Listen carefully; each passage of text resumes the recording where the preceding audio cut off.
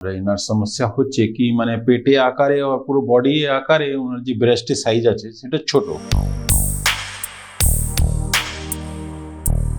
তো তার জন্য উনি নিজস্বই ডিসাইড করলেন কি ইমপ্লান্ট, কেন ভিডিও দেখেছেন আর শুনেছেন ইমপ্লান্টের বিষয়ে, তো ইমপ্লান্ট ইচ্ছা করে উনি ইমপ্লান্টে বিষয়তে গেলেন।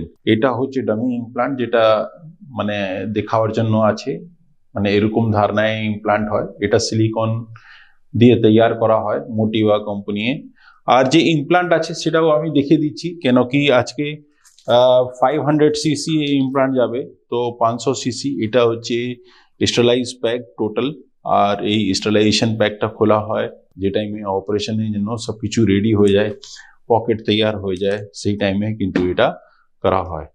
শেপটা আরও সুন্দর আসে যদি উনি পেটটা কমান। পেটটা কমালে আমাদের অনেকগুলো রোগটাও যেটা আছে সেটাও কিন্তু সমস্যা অনেক মানে বেঁচে যায়, যেতে ভবিষ্যতে ফিউচারে কি আরও রোগ না হয়। সেন্ট্রাল ওবেসিটি আমাদের মানে অনেক রোগ নিয়ে আসে, সেটা আমি ওনাকে অ্যাডভাইস করব কি ভবিষ্যতে যদি উনি মানে পেটটা কমাতে পারেন, তাতে আরও একটু সুন্দর বোধ হয়, সুন্দর ভাব আসে, সেটা দেখতেও সুন্দর মনে হয়, এটা জিনিসটা আছে। অপারেশনটা কমপ্লিট করার বাদে আমি আবার লাই ডাউন পজিশনে আর এরেক্ট পজিশনের মধ্যে ফটোগ্রাফ দেখাবো, কম্প্যারিজনের জন্যও দেখা যাবে, তাহলে বোঝাও যাবে। ঠিক আছে, ওকে।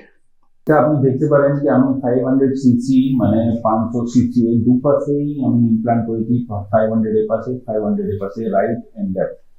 খুবই সুন্দর একটা প্রজেকশন এসছে, মোর দ্যান 5 ফিঙ্গার আমি একটা প্রজেকশন পাচ্ছি। এই যে আমি একটা সেন্টারে মানে 5 ফিঙ্গারের মতন একটা প্রজেকশন দেখতে পাচ্ছি, বুঝতে পারছি, মানে this is really a good projection. যদি আমি পুরো বডির সঙ্গে কম্পেয়ার করি, আমি যদি আপার পোল ফুলনেসটা দেখি, কথা বলি, তাহলে দেখুন এখানে আমি একটা খুব সুন্দর আপার পোলের ফুলনেসটা পাচ্ছি। তো this is the good cleavage, এইভাবে যেটা পাওয়া হচ্ছে। তো যদি আপনি ওভারঅল দেখবেন তাহলে this is a good surgery, এর রিওয়ার্ড খুবই ভালো আছে। Thank you very much.